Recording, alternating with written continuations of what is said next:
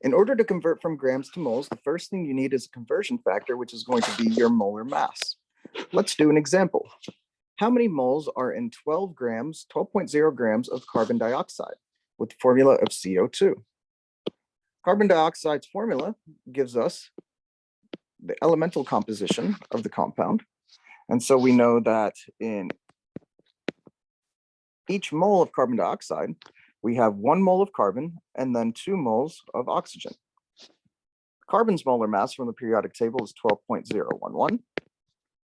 And then oxygen's is 15.999. And so summing these together, we get a molar mass for carbon dioxide of 12.011 plus 2 times 15.999, which equals 44.009 grams per mole. 44.009 grams per mole. And so we know that 1 mole of carbon dioxide has a mass of 44.009 grams, so about 44 grams.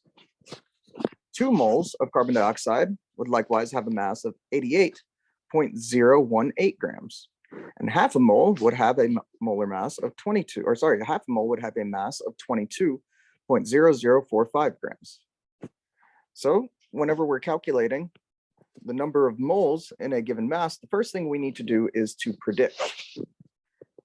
12.0 grams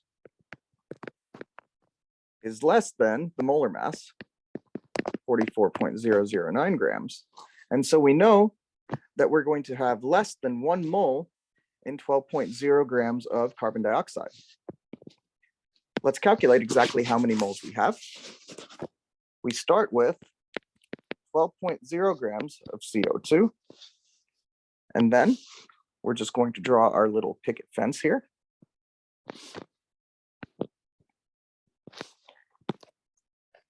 And we know that grams of CO2 needs to cancel out. So we have grams of CO2 down here. We're going to moles of CO2. And we know that we have 44.009 grams per mole of CO2. 44.009 grams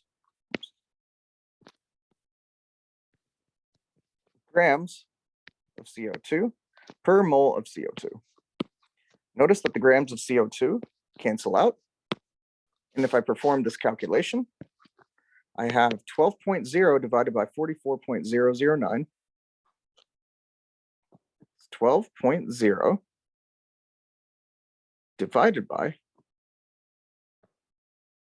44.009, which gives me 0.272671499 moles, or rounding to 3 significant figures, because my input has 3 significant figures, that gives me approximately 0.273 moles. So 0.273 moles of CO2 in 12.0 grams. Now I go back and I ask myself, does this match my prediction? Indeed, since I have less than 1 mole, my answer is less than 1 mole. My prediction was less than 1 mole. So this matches up. Likewise, I can look at these numbers, and 12 is a little bit more than 1/4 of 1 mole of carbon dioxide, since 1 mole is 44. And this number, 0.273, is just slightly above 1/4 of a mole, which is what I predict. Let's do another calculation, except this time we're going to go from moles to grams. How many grams are in 2.40 moles of water? Once again, our first step is to calculate the molar mass of water. And so we know that we have 2 hydrogens and 1 oxygen. Hydrogen has a molar mass of 1.008. So that's going to be 2 times 1.008. Oxygen has a molar mass of 15.999. So it's going to be plus 15.999. And if we do this math, we get a molar mass of 18.015 grams per mole of water. We have 2.40 moles of water. And so we know that 1 mole has a mass of 18.015. We can calculate that 2 moles would just be twice this at 36.030. We know that our value is going to be somewhere between 2 and 3 moles. 3 times 18.015 is going to equal 54.045 grams.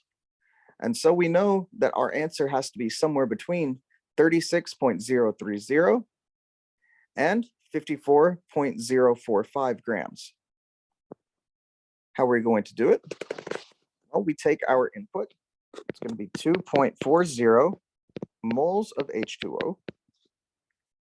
We draw our picket fence.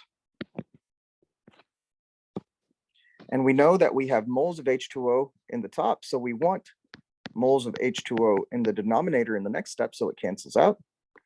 And we're going to grams of H2O. We know that we have 18.015 grams of H2O per every 1 mole. Our moles of H2O cancel out. And this gives us 2.4 times 18.015.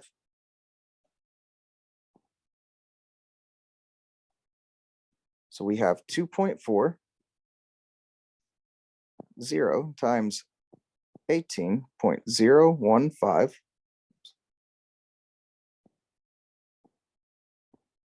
gives us a mass of 43.236, or rounding to the correct number of significant figures,